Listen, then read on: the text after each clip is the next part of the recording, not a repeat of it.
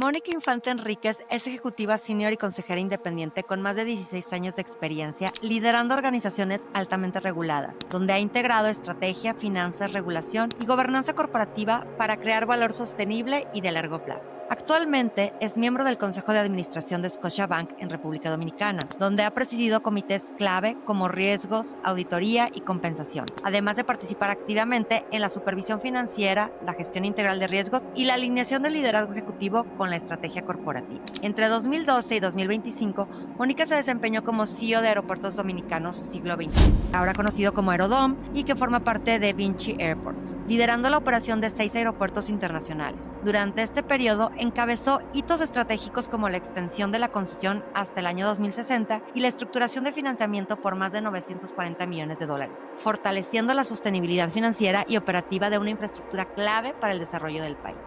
A nivel internacional, ha ocupado roles de liderazgo como presidenta del Consejo de ICILAC y miembro del Consejo Global de IC World, participando en la definición de la agenda global de la industria aeroportuaria. Mónica es doctora en Derecho, summa cum laude, por la Universidad Iberoamericana. Cuenta con una maestría en estudios de la Universidad de Chicago y un máster en Derecho y Economía por la Universidad de Utrecht. Ha sido profesora universitaria en Derecho Económico, Regulación y Competencia y ha recibido reconocimientos académicos internacionales, incluyendo el Robert D. Cooter Award de la UC de Berkeley. Es también promotora activa de los criterios ESG, la descarbonización y la creación de valor con impacto económico y social. Mónica es una de las voces más influyentes en infraestructura, gestión aeroportuaria en América Latina y el Caribe. Antes de iniciar motores, quiero aprovechar la oportunidad para decirle a todos los tripulantes que nos escuchan gracias. Gracias de verdad por ser parte de esta locura llamada Era de Aviación. Nunca pensé que llegaríamos tan alto ni que recibiría tanto cariño de su parte. Revisando las estadísticas del programa, me encontré con un dato muy interesante y que me dejó impactada. Solo el 10% de las personas que escuchan este podcast frecuentemente están suscritas. Solo el 10%. Esto significa que la inmensa mayoría de ustedes aún no obtienen un pase de abordar oficial.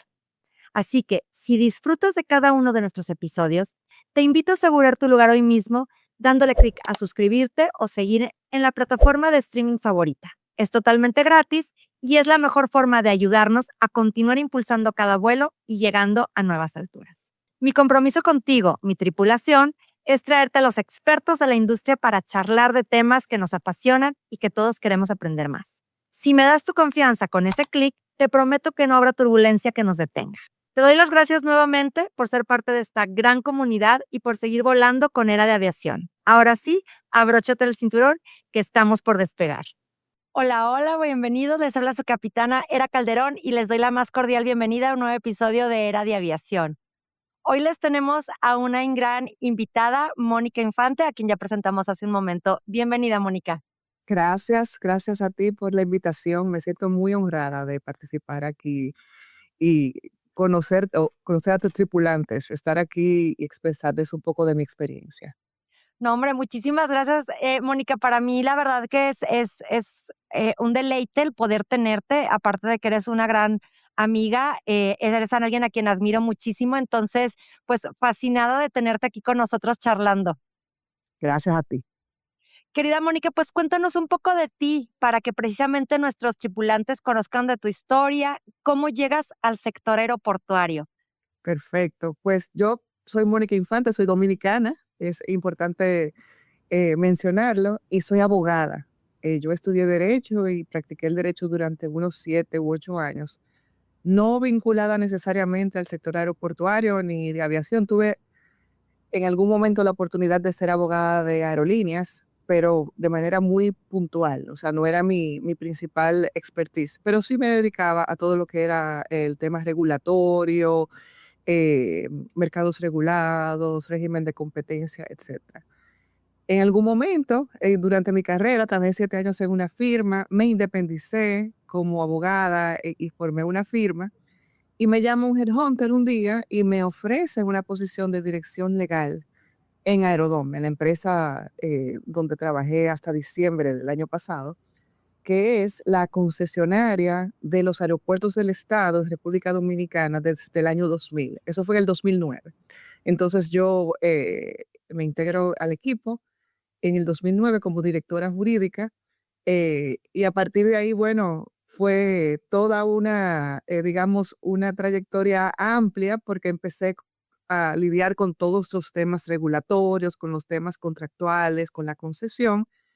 Y a partir del 2012 me promovieron a directora general o CEO de Aerodom. O sea que digamos que esa es la historia corta, pero ciertamente esos primeros 2 años fueron bastante intensos porque mi Claro. formación es jurídica, pero después que paso de esos 2 años a ser directora general, ya entro directamente a integrarme en la parte de operaciones, en la parte técnica de infraestructura, de servicios y todo eso.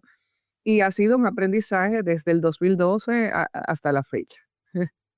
Oye, pero fíjate qué importante, Mónica, porque aunque tu formación es de abogada, obviamente el sector de la aviación, incluyendo el sector aeroportuario, es un ente altamente regulado. Entonces, aportas una experiencia en relaciones interinstitucionales y de negociación en temas, sobre todo de concesiones, ¿no? Del tema público-privado, que ha sido muy importante, especialmente para República Dominicana, ¿no? Cuéntanos cómo ha sido esta parte de apoyar con estas relaciones entre lo que es el gobierno, y la iniciativa privada, ¿no? Sí, fíjate que como abogada, yo creo que el valor que yo agregaba en aquel momento y todavía es que el mayor activo de una empresa concesionaria es su contrato, no tiene Así más es. nada, es un contrato. Entonces, digamos que ese rol inicialmente fue conocer bien el contrato, entender las obligaciones, entender los compromisos que tenía la empresa y entender todo lo que es la cadena, el ecosistema de grupos de interés, empezando por tu mayor grupo de interés, que es el Estado, que es quien te entrega el Totalmente. contrato. Entonces, sí, yo creo que tengo la facilidad y digamos, el talento de hacer buenas relaciones. Me tocó atravesar varios cambios de gestión administrativa y de gobierno, y en cada uno, el concesionario que tiene más tiempo, obviamente le toca una labor casi académica con el gobierno, Ujú. de explicarle lo que dice el Sí. contrato, cuáles son las obligaciones, porque siempre hay percepciones equivocadas, cuáles son los derechos que están en el contrato. Y creo que me tocó hacerlo, y me tocó hacerlo de una forma, digamos, siendo un poco modesta, de una manera elegante. Yo Claro. forjé muy buenas relaciones con los gobiernos, expliqué claramente lo que establecían los contratos, establecí los límites entre lo que establece el contrato y lo que son las expectativas de los gobiernos, que normalmente son más expectativas, y hay que hacer esa labor de explicar, y no solamente a los gobiernos, también a las aerolíneas, a las asociaciones, porque no todo lo que a veces la contraparte quiere o espera está o previsto en tu contrato o es posible. Entonces, yo creo que parte del valor que yo agregué fue trabajar con mucha coherencia y con mucha credibilidad, siendo siempre muy clara entre lo que sí era posible Posible, o era ¿no? una obligación y lo que no es una obligación, y lo que hay una voluntad de hacer, de colaborar, y vamos a ver cómo lo trabajamos juntos porque es de interés para todos. Y esa es la manera en que se forjan las relaciones, tratando de ponerte en el lugar del otro y entender por qué eso es importante para el gobierno, y cómo tú puedes manejar ese objetivo, esa expectativa, de manera que ellos queden satisfechos, aun cuando quizás no entra necesariamente dentro del marco de tus obligaciones. Entonces, esa es una labor permanente, eso no termina, eso es día a día, y hay que tener un talento especial para hablar, sobre todo. De hecho, creo que lo has explicado de manera magistral, porque la verdad es que al estar a cargo de no nada más de un aeropuerto, sino como dices, de toda una concesión, un grupo concesionario, eh, el hacerle ver a las partes relacionadas de este ecosistema que dices es qué se puede y qué no se puede. Creo que es vital y como dices, con esa elegancia, ese tacto de decir, estamos para apoyarnos, pero con estas, hasta aquí podemos llegar nosotros, esto te corresponde a ti. Y claramente los gobiernos siempre quieren más de lo que a veces es posible, ¿no? Claro. Y justo ver qué podemos hacer y qué les corresponde también a ellos. Y en esta parte que hablas de educación, me parece, creo que es muy importante, porque luego los gobiernos cambian o cambian a las personas al frente. Y esa tarea que ya hiciste de compartir ese conocimiento de lo que es el contrato, ¿no? Que como bien señalas, es la parte más importante, pues otra vez es volver a empezar con las personas que llegaron, ¿no? Claro, claro que sí. La verdad que es que parecería simple, pero, esas transiciones son complejas.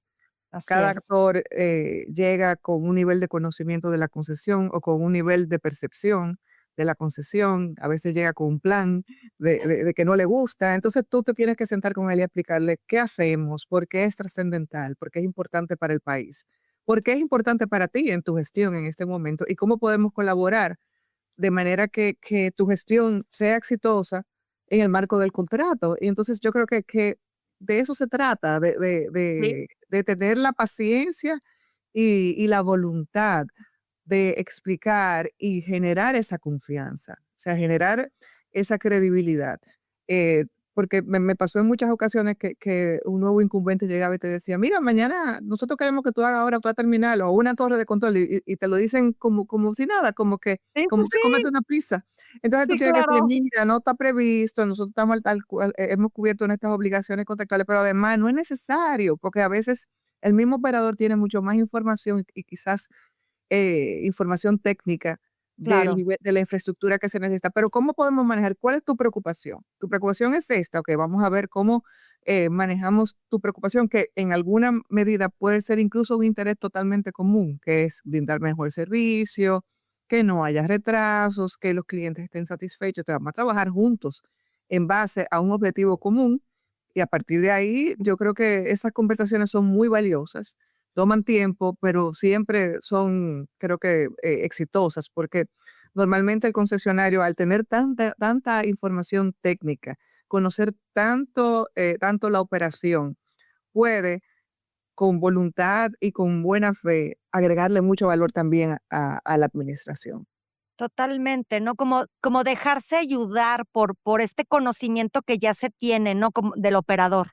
Sí, exactamente, exactamente. Fíjate qué valioso todo lo que comentas, y me gustaría que nos platicaras porque nos comentaste de esta transición de que llegas, estás 2 años como directora jurídica, ¿cómo es pasar de directora jurídica a una dirección general de una red de 6 aeropuertos en República Dominicana? Cuéntanos de esta transición, Mónica. Sí, te iba a decir en inglés porque no me venía la palabra en español, es scary. O Sí, sea, yo claro. recuerdo que el día que me lo dijeron, que aparte no fue una posición ni que yo busqué ni me esperaba, sino que mi jefe anterior, el CEO, había decidido irse a otro aeropuerto, a otro operador, y me ofrecen la posición y yo no sabía ni por dónde empezar. Sobre todo lo que más me preocupaba era la parte, operativa. Sí, sí, O sea, me sentía totalmente ignorante y que no tenía control. Entonces eso me generaba obviamente ansiedad y entender los niveles de responsabilidad que tú como directivo responsable tienes claro. ante un aeropuerto. Pero yo creo que las cosas fluyen. O sea, yo creí en el proceso el día que me enteré o sea, el día que me hicieron la propuesta y que me dijeron que yo iba a ser promovida, yo llegué a mi casa y dije: "Bueno, mis días están contados en Aerodom". Y me dijo mi esposo: "¿Por qué?". Digo yo: "Porque así o es el primero que se va". Y no me lo creía tampoco. Entonces ahí yo empecé con un equipo que estaba formado, obviamente, que tenía experiencia, y me senté con cada uno de ellos y le dije: "Tú me tienes que enseñar desde cero, todo, todo, Claro. todo". Y la verdad es que el equipo es muy importante, tus técnicos, tus, directores, tus gerentes. Y yo creo que en todos estos años, lo que yo hice fue acercarme mucho a los expertos y sentarme y decirle: "Explícamelo como si estuviéramos en la escuela".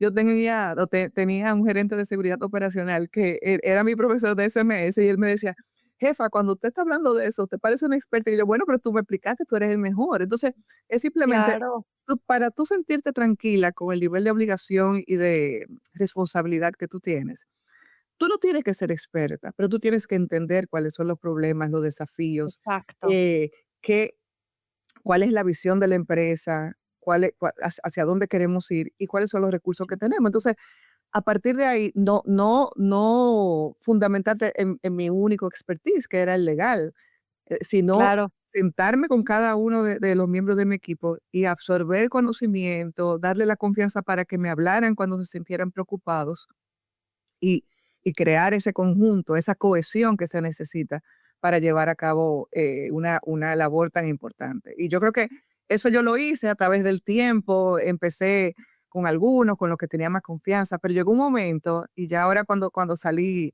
se manifestó bastante, en que a todos los niveles, los gerentes, incluso personas de mandos medios, yo era muy cercana a todo, tenía una comunicación directa con todo, les preguntaba, o sea, como que me sentía siempre con la confianza de mostrarme, no una experta y pedir opiniones. Y al final las decisiones no eran probablemente necesariamente las que ellos querían, porque yo tengo obviamente un conocimiento global de la empresa y sé gestionar riesgos de una manera distinta, respondo a accionistas, al gobierno, pero ellos sabían que si yo pregunté, que yo siempre estaba interesada en entender qué podía ser preocupante o importante. Entonces, eso es un aprendizaje.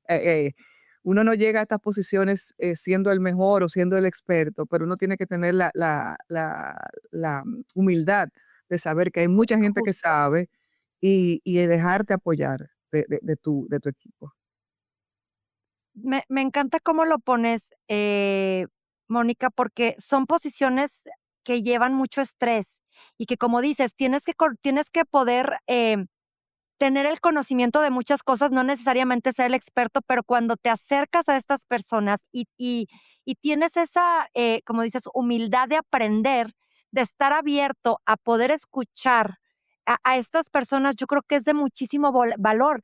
Y además a ti te tocó gestionar y negociar la extensión de la concesión aeroportuaria por 30 años, hasta 2060. Entonces, pues obviamente estos temas no son fáciles. Cuéntanos cómo viviste ese desafío.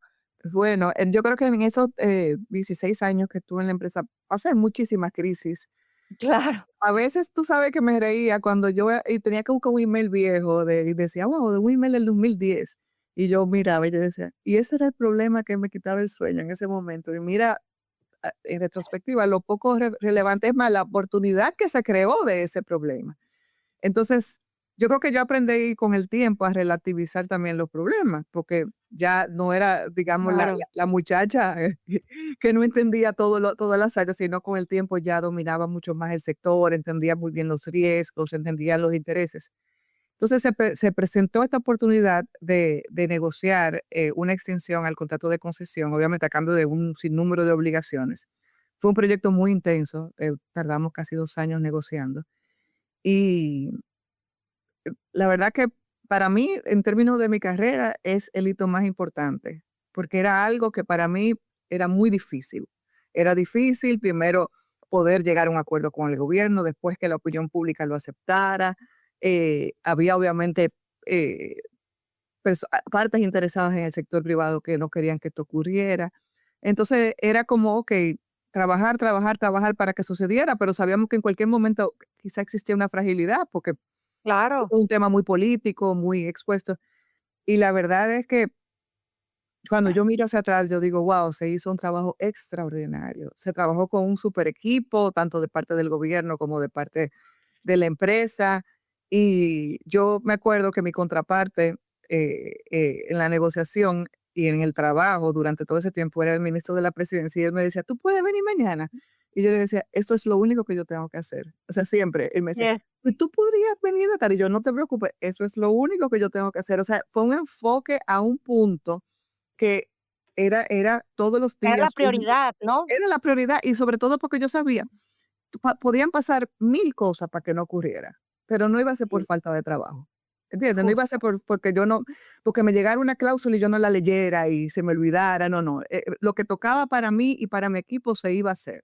Entonces, cuando ya finalmente se firma y eso, yo me acuerdo que el día que salió la aprobación del Congreso, yo llegué a mi casa y yo no lo creía y me tomó tiempo. O sea, me tomó, o sea, varios meses decir, wow, nosotros logramos la extensión, de verdad, fue porque se conjugaron obviamente varios factores y se hizo una buena propuesta al Estado y el Estado tenía la voluntad de trabajar en ese sentido.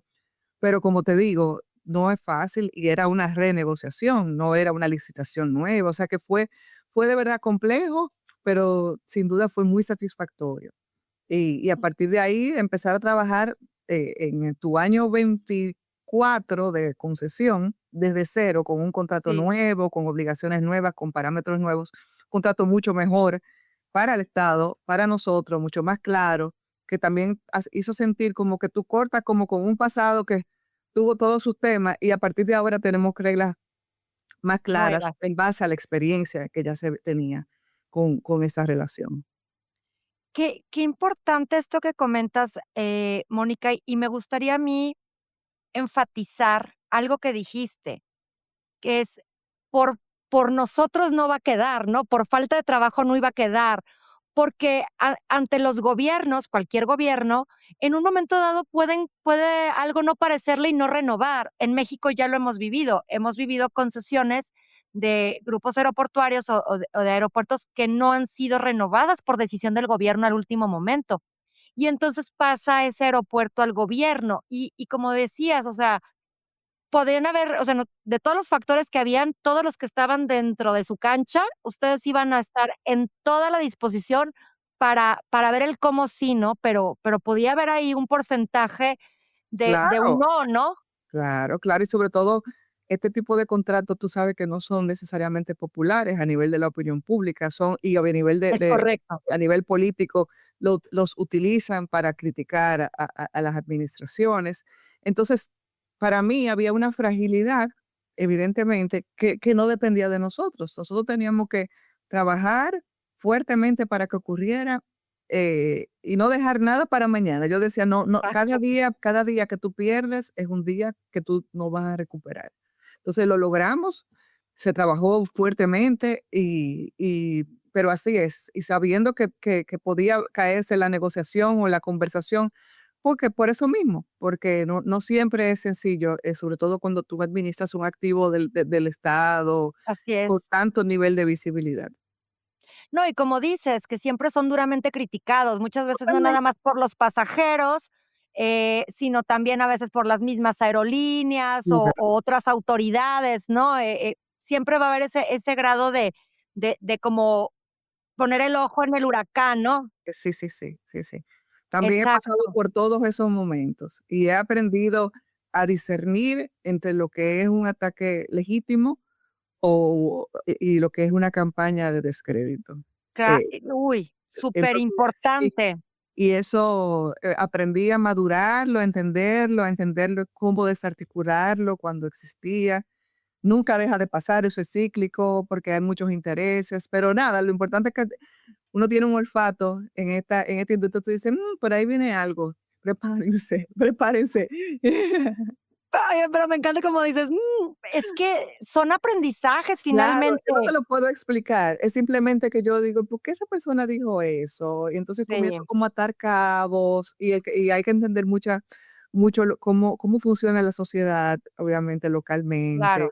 cómo funcionan los grupos de interés, cómo funcionan, los gobiernos, y nada, y uno tiene que al final tratar de hacer las alianzas que son correctas en términos, por ejemplo, si tus clientes son las aerolíneas y ellos pueden ser detractores, ocúpate de tus clientes. Así es. Si el pasajero se siente insatisfecho, ponlo en el centro de tu operación. Siempre vamos a tener fallos porque no somos perfectos, pero que ellos sienten que hay una voluntad de mejorar el servicio. Si el gobierno tiene expectativas, siéntate con el gobierno y trata de aclarar cuáles son esas expectativas. Entonces, ese era mi trabajo en el día a día. Yo digo que yo me convertí en una receptora de quejas, porque al final uno se pasa todo el día recibiendo quejas, llamadas y te preguntan hasta por una maleta, pero llega un momento en que ya tú, eso que te generaba quizás más estrés al principio por la inexperiencia, tú llegas a dominarlo y entender qué es un problema y que es parte de la operación normal y cómo tú debes manejarlo y cómo tú debes explicarlo además, porque entonces las autoridades te llaman a veces por algo que es totalmente normal en la industria aeroportuaria. Entonces tú Así tienes que es. decirle, no, sí, pero no puedo hacer nada, porque si el vuelo llegó tarde, pues había retrasos, había perdido su posición, entonces hubo un retraso también. Entonces tú tienes que explicar eso de manera que entiendan que no hay un fallo en una operación, porque la industria es muy compleja y totalmente encadenada. Y cuando tú logras transmitir ese nivel de conocimiento, yo creo que se genera la confianza necesaria y ya te llaman con la claridad de que Mónica, ¿qué está pasando? ¿Qué puedo hacer para resolverlo contigo? Y entonces se genera ese círculo virtuoso, digamos. Claro, y yo creo que esta parte también vivimos ahora en un mundo, como bien decías, que a lo mejor lo puedes ver en esa transición de 2012 a 2025, de cómo inclusive cualquier falla que comentábamos ahorita, ahora todo es posteado, ¿no? O subido a redes, y algo que era pequeño se magnifica, ¿no? Como dices, una maleta perdida, un algo, o sea, porque finalmente también los directivos de estos grupos aeroportuarios son figuras públicas, ¿no? Claro, Tienen, toda la representación de la empresa, de todo el entonces, es como complejo esta parte que dices de saber por dónde vienen, cómo lo tienes que articular, cómo lo tienes que enfrentar, este tipo de situaciones, ¿no? sí, así es. Y siempre entender que uno tendería a actuar a la defensiva, pero yo soy muy autocrítica, y entonces, o sea, con la gestión. Entonces yo Claro. siempre decía, sí, bueno, pero se perdió una maleta, ¿verdad? Ah, pero manejamos millones de maletas y sí, sí, no, pero vamos a entender por qué se perdió esa maleta. Sí, Búscame claro, todas ¿qué las pasó? opciones, vamos, porque al final esa es la que te genera el ruido y obviamente si pasó, puede ser que haya una situación que se esté, digamos, generando. Te estoy dando un ejemplo, obviamente medio tonto, pero en el punto de que nunca perder de vista que estamos brindando un servicio y que los Así servicios no es, son, no son necesariamente pristinos ni así es, perfectos. Las facilidades y las infraestructuras nunca están en su nivel más óptimo porque son usadas todos los días. Hay servicios que dependen de servicios externos. Entonces, saber que las totalmente. cosas van a pasar, saber cuál es la solución y obviamente planificar una solución a largo plazo para tratar de que no, esas cosas no se repitan. O sea, yo digo que con el tiempo lo que yo aprendí es que, algo que me estresaba porque era muy puntual al principio, después yo entendí, no, no, esto es una situación que hay que manejar y vamos a pensar cómo resolverlo a mediano y largo plazo para que no siga ocurriendo. Entonces, o sea, que uno madura al final, yo creo, en el La tiempo. experiencia, ¿no? Que te dan el paso del tiempo, Claro que sí, finalmente. claro que sí. Oye, Mónica, y platicando de esto, ¿cuál fue la decisión más compleja que tuviste que tomar como CEO, en Aerodom? ¿Y cómo la enfrentaste desde el liderazgo? Porque finalmente tienes un liderazgo muy especial con todo esto que estás comentando, de que eres muy cercana a las personas, que te abrías mucho para aprender. ¿Cómo tomas esa decisión que para ti fue la más compleja, no? Y cuéntanos un poquito de ello. Yo te diría que hubo tantas decisiones complejas, pero yo soy, pienso, me considero bastante simple. Una persona como que yo establezco mis límites, entonces yo digo, okey, yo digo la verdad, yo me manejo de esta manera y mientras más fáciles sean digamos, tus valores y tus Claro, criterios de actuación, es mucho más fácil como tomar una decisión. Nosotros no, por ejemplo, que alguien quiere tal así, pero nosotros no hacemos eso. Entonces ya, tú te quitas el problema, porque como esa es la norma nuestra, ya de alguna manera te quitas muchas decisiones que si te metes en un círculo complicado no pudieras tomar. Eh, Me tocó en momentos de crisis asumir, por ejemplo, la vocería, tuvimos un accidente aéreo una vez, ujú. o sea, son momentos críticos en que tú Sí, tienes que claro. ser fuerte y sangre fría y no alarmarte y decir, bueno, esto es lo que me toca y seguir adelante. Pero yo creo que yo siempre me sentí como muy, muy tranquila con las cosas que hacíamos y como debíamos. No estoy diciendo que no me sentí estresada, porque yo vivo, o sea, yo sé lo que es el estrés, Claro. pero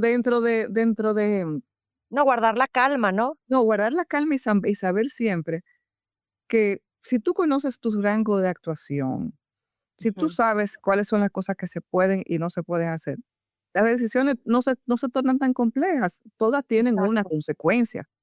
correcto. Si tú tienes que decirle no a alguien que es muy, muy relevante para tu gestión, a algo que quiere, tú sabes que eso puede tener una consecuencia, pero esas son las normas, esas son las reglas y por ahí nosotros nos guiamos. Entonces yo me sentía bastante tranquila en la toma de decisiones y obviamente bien asesorada, porque yo también tenía mi Claro, jefe y compartía y decía mi opinión, pero al final también tenía que ponerme de acuerdo y entender, digamos, sacar una decisión conjunta. Una de las decisiones quizás más complejas fue mi salida de Aerodom, porque yo estaba en mi momento cumbre, había extendido la concesión, estaba como presidenta de Asilac, o sea, todo eso que tú sabes porque me sí, conoces bien. Y yo tomé una decisión consciente hace prácticamente año y medio de que yo iba a salir de la empresa y la gente no lo entendía. O sea, sí, no lo entendían ni mi casa matriz, ni mis compañeros, ni mis colegas, ni el gobierno, nadie. Pero también uno tiene que saber cuándo llega un punto en donde uno tiene que ceder su espacio para que lo ocupen otras personas con una energía diferente. Ahí está una empresa que ahora le quedan 30 y tantos años de concesión. Y yo misma me decía, yo no me veo 5 años más o 10 años más a este ritmo, donde ya lo más importante que yo, para mí, yo iba a hacer, ya yo lo hice. Entonces, yo creo que es el momento de yo buscar nuevos horizontes y no quedarme tú sabes, por vivir el día a día. Y fue una decisión difícil porque yo, desde el día que se firmó la extensión, yo sabía que yo perdía mi propósito. Pero dije, déjame tomarme un tiempo de descanso en el sentido de no pensar en esto porque puede ser que estoy muy agotada. Y me pasé como 6 o 8 meses pensando hasta que dije, no, definitivamente ya. O sea, por ejemplo, mi modelo de gestión yo no lo voy a cambiar.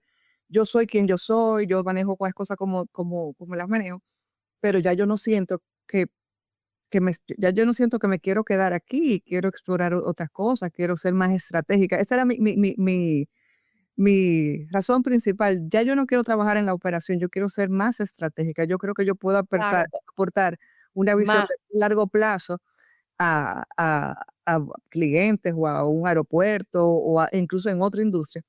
Pero las decisiones del día a día ya no me llenan de propósito, no me gustan, no me siento cómoda, me siento hasta cansada.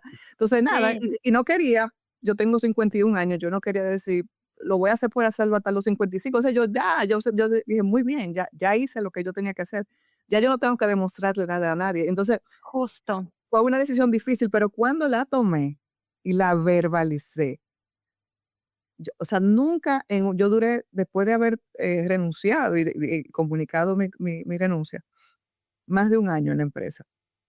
Y no hubo un día en que yo pensara que me estaba equivocando. O sea, al contrario, Wow, creo que fue uno de mis mejores años. Trabajé con muchísimo entusiasmo porque sabía que era el último, ¿entiendes? Trabajé muy de claro. cerca con los equipos, le transmití todo lo que yo siento que yo puedo enseñar, porque yo sabía que ese era un círculo que iba a cerrar, ¿entiendes? Entonces, nada, y me organicé para ese día final, que fue el 31 de diciembre del 2025.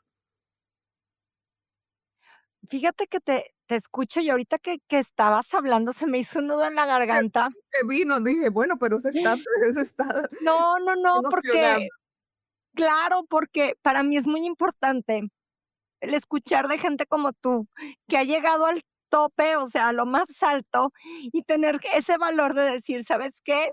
Quiero vivir ahora esto", ¿no? Ya viví lo máximo y como dices, no por no porque ya me tenga que ir porque me están corriendo, sino porque yo estoy tomando la decisión de, como dices, vivir un nuevo capítulo en mi vida, ¿no? Sí, Ese, como dices, ese desgaste, digo, para los que a lo mejor no conocen lo que es el trajín en la industria aeroportuaria, todos los días es un estrés y, como decías, la operación todos los días, o sea, no hay ningún día que se parezca a otro. así es, Entonces, me encanta cómo pones y dices: "Yo puedo aportar desde de un nivel más estratégico, sin tener ese desgaste de la operación diaria", ¿no? así es.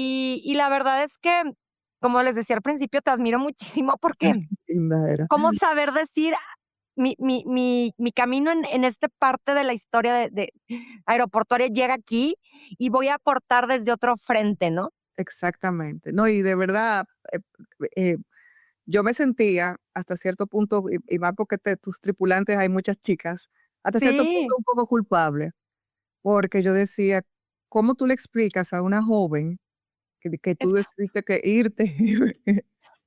Que tú, o sea, que se para frente a ti y te dice: "Yo quiero ser como tú", y que Sí, tú decidiste dejar ese trabajo que es, tú sabes, el sueño de mucha gente.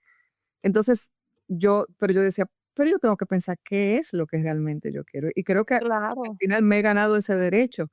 así es. No porque no necesite trabajar, porque yo necesito trabajar, pero yo necesito poder trabajar en algo que me dé más niveles de tranquilidad. Entonces, y creo que llegué al punto donde puedo decir, ya lo viví, ya lo hice, entonces creo que puedo brindar y aportar desde otro punto de vista. Y a mí eso fue de los temas que más me preocupaba. Y cuando yo hablé con mi equipo, que hablé en junio con todos los gerentes y encargados, y lo dije, hubo muchas muchachas que me decían, qué admirable, qué valiente decirlo Sí, cuando tú has llegado así, que esa es tu decisión. O sea, era un dilema muy grande que yo tenía, pero yo siento que claro. finalmente fui muy orgánica en la manera de explicarlo y en decirle: "Señores, ya yo creo que yo puedo aportar de otra manera". Y es como la juventud, tú en tus 20 te fajas, trabajas mucho, te ganas tu espacio, en tus 30 también, en tus 40, pero ya tú dices un momento: "Okey, ya yo me gané ese espacio, hice la experiencia, vamos a dejarle ese espacio a otras personas que tienen la energía y todo eso, y vamos a reorientar nuestra carrera hacia temas que nos interesan más en este momento y hacia un ritmo también que nos interesa más.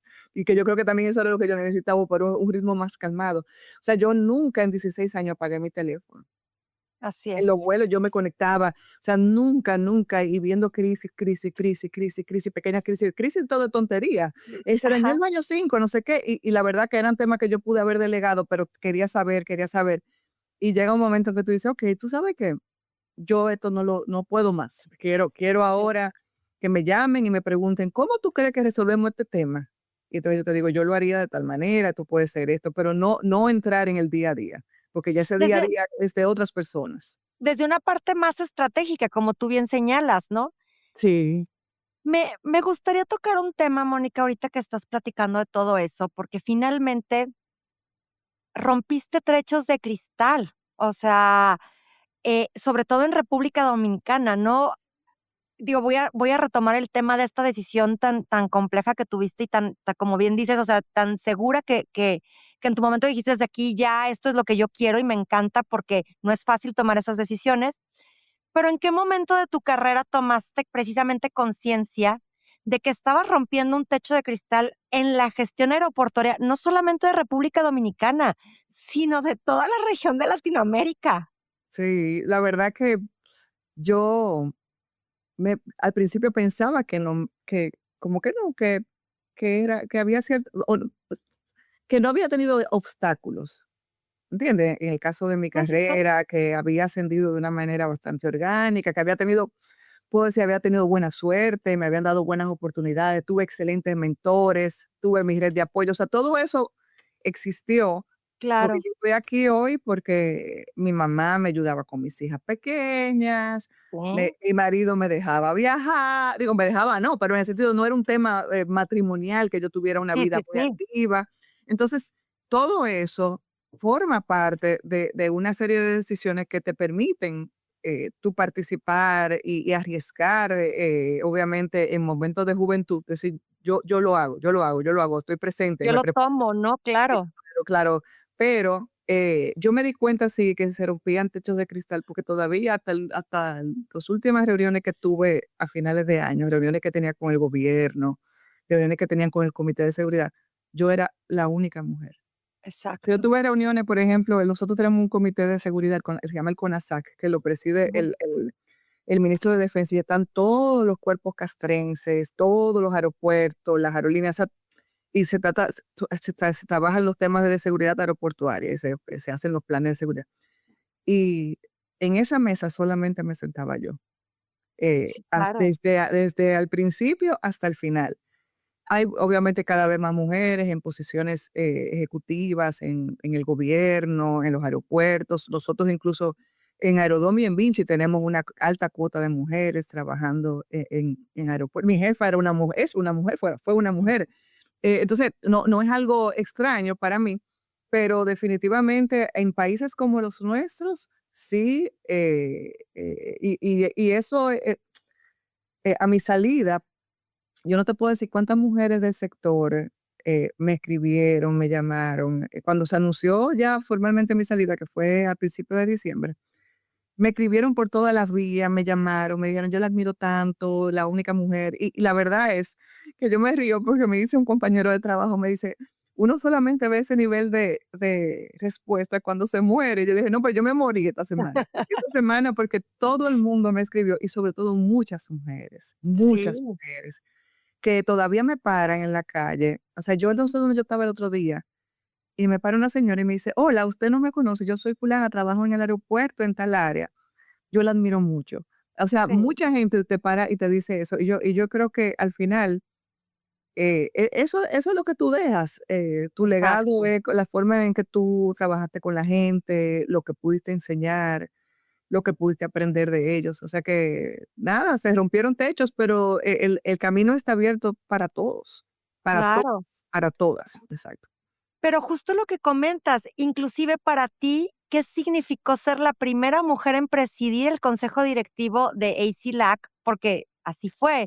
Entonces, aunque no lo queramos decir, realmente, y estamos llegando cada vez más mujeres para allá y estamos impulsando a que lleguen más, pues realmente esos espacios todavía son Sí. pocos los que logramos como poder llegar ahí, ¿no? Entonces, cuéntanos un poco también de esto, porque imagínate, fuiste la primera mujer en presidir a SILAC. Bueno, eso fue una oportunidad y yo agradezco muchísimo que se haya dado la coyuntura. Obviamente para mucha gente eso fue un hito de que una mujer que era dominicana fuera la presidenta de ASILAC. Eh, Creo que lo asumí con mucha motivación. Mm. Mi equipo del comité ejecutivo y del board extraordinario. Me sentí siempre muy acompañada. Nada, la verdad que una gran experiencia que repetiría 1000 veces. El día que di mi Claro, discurso final, yo dije: de las cosas que yo he hecho en la vida, esto es de lo que más he disfrutado, es ser parte de esta red, con todos estos claro, profesionales de tan alto nivel, con problemas más complejos, menos complejos, pero con experiencias similares, en el sentido de que vivimos un poco la misma el mismo tipo de vida. Tuve momentos, que yo decía: "¿Qué yo hago aquí?". Me pasaba mucho más cuando participaba en las reuniones mundiales, que me claro. sentaban en un panel a Mónica con el CEO de Heathrow, y yo decía: "¿Pero qué yo hago aquí? O sea, ¿de qué yo puedo hablar?". Y al final, que yo creo que siempre me ha caracterizado de mucho la naturalidad, porque yo Así es. digo lo que pienso. Al final era igual, o sea, no es Heathrow lo que yo administraba, pero los problemas son los mismos, las Sí, expectativas así son es. iguales, los retos son muy parecidos. Exacto. Y entonces yo creo que todo el mundo tiene algo que aportar desde donde esté, y nunca me sentí a menos. Yo creo que lo único que yo me podía sentir a menos era que quizás yo no hablaba en inglés como algunos, y al final tampoco, no, o sea, yo en todo mi panel hablaba en inglés, y yo decía: "Bueno, vamos a organizar nuestras ideas y le damos", y a mí no me importaba. O sea, Sí, no, claro. creo que porque tampoco esa ha sido una limitante en mi vida. Yo siempre digo, uno habla el inglés que uno aprendió con acento y no pasa nada.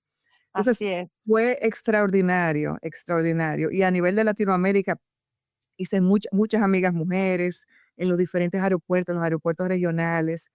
Me comprometí mucho con los aeropuertos pequeños porque sabía que esos son los aeropuertos que necesitan más apoyo. Y creo que hicimos una gestión orientada a, a que los aeropuertos de Latinoamérica, no los grandes, tú sabes, consorcios, los grandes operadores, sino que los pequeños se sintieran representados. Y eso para mí era muy importante, que Claro. sintieran que recibían un servicio y que podían apoyarse en nosotros para sus temas, porque los grandes, y yo no soy grande, pero reconozco, éramos parte de un grupo grande, tenemos los recursos, en el sentido de que tú tienes un experto de esto, tienes un experto de esto, pero un aeropuerto pequeño, en un país pequeño, no tiene un experto en seguridad operacional, por ejemplo. Entonces, a ese tú tienes que darle el apoyo como asociación para que pueda cumplir con los requisitos de seguridad operacional. Y así, yo creo que Latinoamérica, por ser tan diversa, Sí, es sumamente rica porque tenemos aeropuertos gigantescos y aeropuertos pequeños, y el objetivo siempre fue darle su valor a todos como parte de la red. Claro, no porque no mueves, no sé, 50 millones de pasajeros, no puedes aportar algo, puedes aportar muchísimo desde, otro tipo de, por ejemplo, de que tu infraestructura es diferente, tus cuestiones Claro. climatológicas, o sea, hasta Todos los temas sectores. geopolíticos, ¿no? Claro, hasta el modelo de gestión, hasta temas Exacto. culturales, cómo tú manejas el sense of place. Yo fui mucho a aeropuertos pequeños en mi gestión de Asilac, que me enamoraban. Yo decía, han hecho algo hermosísimo. Te hacen Claro. sentir que tú llegas a esta isla, a este país. Entonces, todos tienen algo que aportar y algo que aprender. Entonces, yo creo que ese fue uno de los grandes valores. También dejamos, y vi que lo publicaron hoy en LinkedIn, el estudio Sí, de las como mejores directivas, ¿no? De prácticas, las así es. mejores prácticas de los contratos de concesión. Yo trabajé mucho en eso con el equipo de Rafael Echevarne, con Bond McDonald y muchos aeropuertos, porque al final el legado que nosotros queríamos dejar era cómo los estados y los operadores, cuando se sienten a renegociar todas estas concesiones o cuando Claro. decidan conceder aeropuertos, pueden, digamos, maximizar sus objetivos en términos de inversión, de capacidad, de CAPEX, de todo. ¿Y cuáles Todo. son las normas o sea, qué tipo de protecciones tiene que tener un inversionista para querer entrar en un país a invertir en un aeropuerto? Y se hizo un trabajo interesantísimo que después quizás habría que estudiar más a fondo para intercambiar Justo. sobre él. Sí, sí, sí. Sí, es que esto que señalas es muy importante porque la gente luego no se da cuenta que las inversiones que se hacen dentro de los aeropuertos no son inversiones que vas a recuperar en 1 o 2 años, como bien No, dices, los contratos, son inversiones que tienen un retorno de inversión a 20 años, a sí es. 30 años. Entonces, estas, seguridades dentro del contrato para el inversionista, pues son muy importantes, ¿no? Así es. Y ese estudio te trae las mejores prácticas, estudiando en todo Excelente. el mundo. Y tú, para que un inversionista, y sobre todo para los estados, para que entiendan cómo tú puedes hacer más atractivo tu aeropuerto a la inversión. Porque todavía hay una fase pendiente de muchos aeropuertos pequeños o medianos o grandes que todavía están en manos de los estados, que pudieran estar en muchísimo mejor condiciones si estuvieran quizás administrados por el sector privado. No digo todos, pero algunos sí. Y entonces ese es un estudio importantísimo que creo que va a derivar incluso en otros, pero fue un trabajo que hicimos con mucha dedicación. Claro, no, hombre, entonces para que no se lo pierdan y vayan a buscarlo, porque la verdad es que aparte ACLAC y bueno, AC World en general, todas las diferentes ACIs de cada región aportan estudios interesantísimos, pues es el Consejo Internacional de Aeropuertos y obviamente estadística, cuestiones financieras, de seguridad muchísimo que es súper relevante si es que les interesa obviamente la industria aeroportuaria. Mónica, que ahora en esta fase, que estás, en esta nueva etapa, ¿qué es lo que más te emociona como consejera y miembro de boards, donde precisamente ya no operas el día a día, sino que acompañas en una visión que hemos comentado de gobernanza corporativa, estrategia, diferentes, formas de cómo, mantener las organizaciones reguladas a una visión a largo plazo? Cuéntanos de esta nueva fase. Sí, la verdad que me emociona mucho. Ya yo participaba en el board de un banco Ujú. regional canadiense de Scotia, o sea que ya tenía un poco de experiencia, pero el sector financiero es para aprender muchísimo. Eso es otro mundo y la verdad que me gusta mucho, Claro. súper regulado.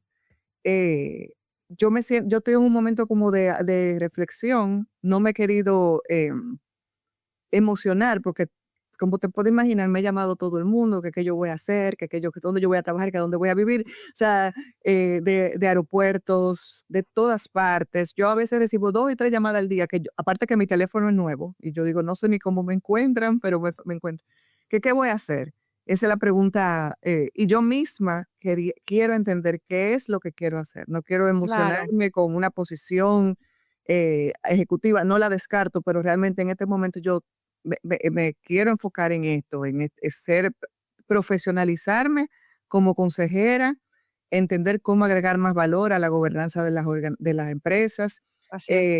eh, ayudar con la visión estratégica, dar seguimiento a los administradores de las empresas en ese plan estratégico, con mi experiencia, hacer las preguntas correctas, retar a los equipos administrativos. O sea, todo eso es lo que hace un consejero y para eso estoy incluso formándome, leyendo mucho sobre este tema, buscando cursos de consejeros. O sea, como que me entusiasma mucho dar un giro Claro. a mi carrera en ese sentido, y es parte de mi, digamos, mi plan para este año. Creo que sí, que es una forma de crear valor en diferentes organizaciones, al mismo tiempo tener una vida un poco más tranquila, trabajar mucho desde la casa. Yo Disfrutar te más a tus hijas. Exacto, yo tengo una niña todavía escolar, yo tengo otra que vive fuera. Por ejemplo, ahora en enero me fui, me pasé como 15 días con mi hija que vive en Boston. Entonces, es algo que quiero vivir. Yo soy muy Claro. disciplinada, yo me despierto a las 4 de la mañana, igual todos los días, eso no cambia, mi rutina, yo voy a correr, no sé qué, pero es eso, es como organizar hacia dónde quiero llegar en términos de conocimiento, estudiar, porque me encanta estudiar, y y estar disponible para este tipo de labor de consejera, porque entiendo Claro. que es un área en la que puedo hacer un buen papel y un buen desempeño para empresas. En el board del Scotia yo tengo varios años, he aprendido muchísimo, muchísimo, y creo que lo puedo hacer para otras empresas, y me Claro. encantaría que siguiera siendo en este sector, pero estoy abierta también a otras industrias. Qué padre porque te escuchas como muy libre, en el sentido de muy tranquila, y eso es padrísimo porque es una etapa que tú visionaste y aparte Claro. decidiste, ¿no? Me gustaría ahora, porque ya estamos próximos al aterrizaje de este vuelo, Mónica, ¿qué consejo le darías a las mujeres que aspiran a una dirección general, pero también que a veces le temen al sacrificio personal que le exige el sector aeroportuario, ¿no? ¿Qué consejo le podrías decir desde alguien que ya lo vivió y que ahora está, desde un punto como del board, ¿no? Claro, mira, los jóvenes son un gran reto. Creo que es una generación en algunos sentidos mucho más clara en los límites. eh, y a veces uno lo compara con nuestra generación, que esos primeros 10 años de carrera para nosotros fueron como para quemarte. Claro. Pero yo creo que todo el que lo hizo le valió la pena. O sea, todo el Claro. que hizo el esfuerzo en esos primeros años de carrera, de quedarse hasta tarde, de estar disponible, de atreverse, de decir: "Yo lo hago, yo pruebo, yo quiero, estoy aquí", y de estudiar, prepararse, yo creo que logró ver el resultado, eh, después. Lo digo porque, obviamente, tengo gente de mi generación que no hizo el esfuerzo y quizás no llegó a posiciones directivas de otras empresas o de lo que sea. Sí, claro. Porque no era su interés, es totalmente legítimo, no lo digo ni Sí, siquiera sí, como una sí. crítica. Entonces, si de verdad una persona está interesada en una posición gerencial o directiva en una empresa, en un aeropuerto, que sepa que el tiempo va a pasar igual. Entonces, esos Exacto. primeros años son para demostrar, para entregar, para hacerte de alguna manera un elemento necesario en una organización.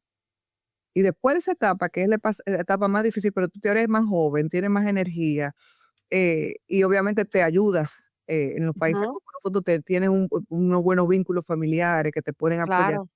Llega la próxima etapa. Yo te puedo decir que yo tuve 16 años en Aerodom siendo directora. Yo trabajé mucho y trabajé todos los días y fines de semana, pero yo era muy libre.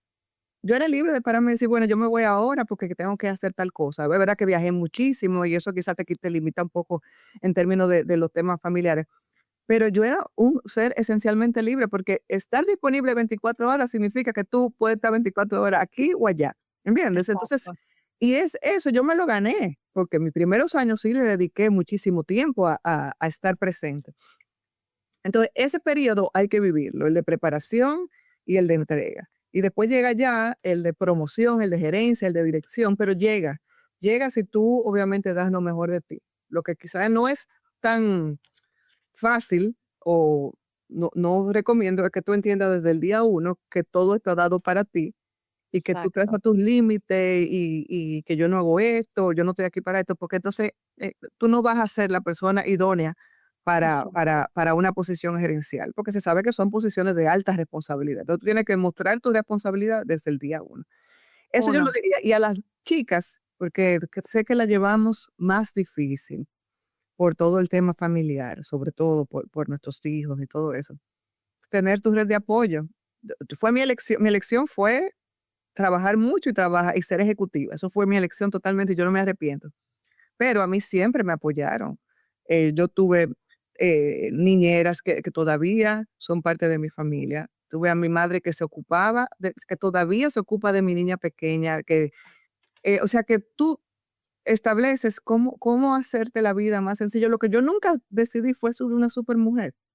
Mu Sí, Nunca, nunca. Yo decidí, por ejemplo, que yo no horneaba galletitas, porque no puedo. Entonces yo las compro. Entonces tú tienes que hacer tus elecciones de vida, no porque esté mal.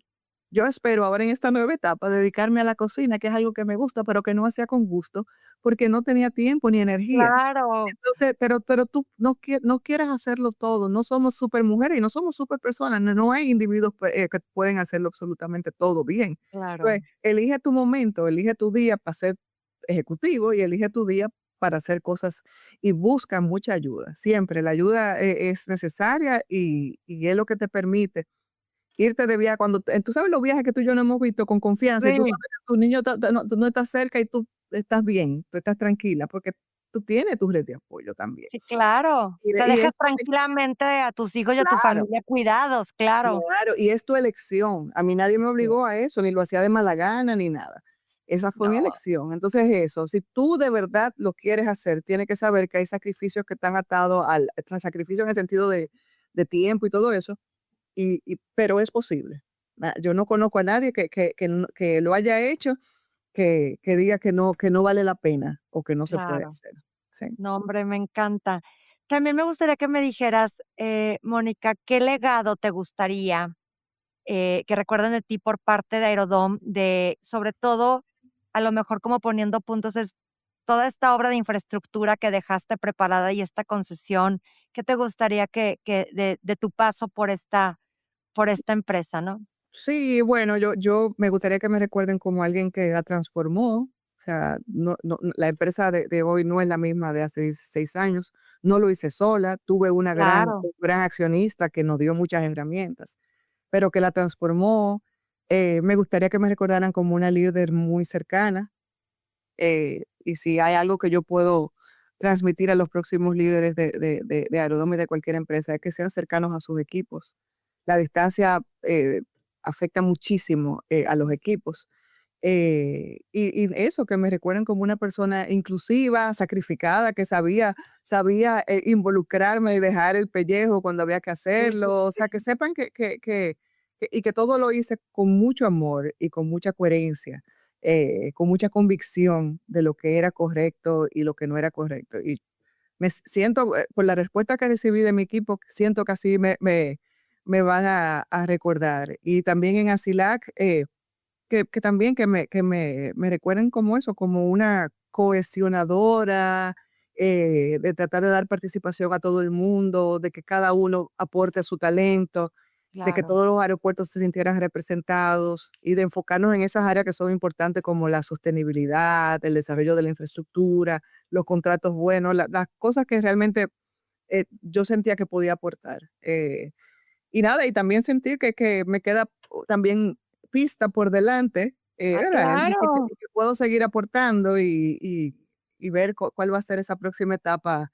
¿Cómo no vamos a volver a encontrar nosotras 2 allá en Lima o donde sea? Claro, ay, me va a encantar Pues verte y sí, abrazarte igual que sí. siempre, mi querida Ay, Mónica. sí, sí, sí, de verdad, un placer. Para mí ha sido un placer enorme conocerte. Me encanta lo Igualmente. que haces, sé que lo haces con mucha convicción y con mucha responsabilidad. Y estoy siempre para apoyarte, para lo que tú puedas necesitar. Muchísimas gracias, Mónica. No, y pues finalmente, ¿qué mensaje le das a chicas, a jovencitas, a mujeres que todavía están en como en la idea de entrar, porque a lo mejor todavía no entran, pero entrar al sector aeroportuario o al sector de la aviación? ¿Qué mensaje te gustaría darles si te están escuchando? Que no le tengan miedo.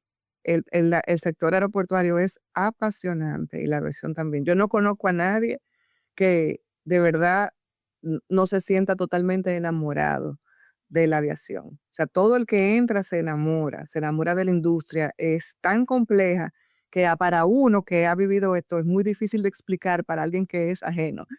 Nadie entiende lo complejo que es este ecosistema y lo Ujú, importante y relevante que es para una economía y para un país. Y claro. el legado que tú dejas hasta desde el punto de vista social y cultural. O sea, que no lo duden, que entren, que no le tengan miedo y que piensen que como yo entré sin saber nada, todo lo aprendí ahí en el campo, o sea que no pasa nada, ¿eh? Que todos los días, proponte todos los días aprender algo nuevo Mm, y no vas a tener problemas. Me encanta, me encanta. Muchísimas gracias, Mónica. De verdad, ha sido un placer, como te dije al inicio, para mí era un deleite tener esta conversación. Eh, de verdad estoy fascinada de esta conversación y podríamos seguir 3 horas más. Todo el tiempo que quieras, no, pero de verdad, muchísimas gracias a ti por la invitación, a tus tripulantes que sigan entusiasmados, la industria necesita de ellos, Sí. necesita una renovación de talento, entonces que sigan entusiasmados y que yo estoy a la orden, que me encuentren en LinkedIn, que me escriban, que siempre estoy disponible. Muchísimas gracias, Mónica. Y pues bueno, esperamos que sea la primera de muchas porque estoy segura que nos vamos a seguir encontrando en los eventos. Que así sea, que así sea. Un Muchi abrazo y gracias por Un todo. abrazo hasta allá. Muchísimas A gracias y ti. nos vemos hasta la próxima. Hasta la próxima. Gracias. Gracias, tripulantes, por escucharnos hasta el final. Te invito a que compartas el episodio con aquella persona a quien consideres que le puede ser de utilidad para su profesionalización en el sector aéreo. Nos vemos hasta el próximo vuelo. Hasta la próxima.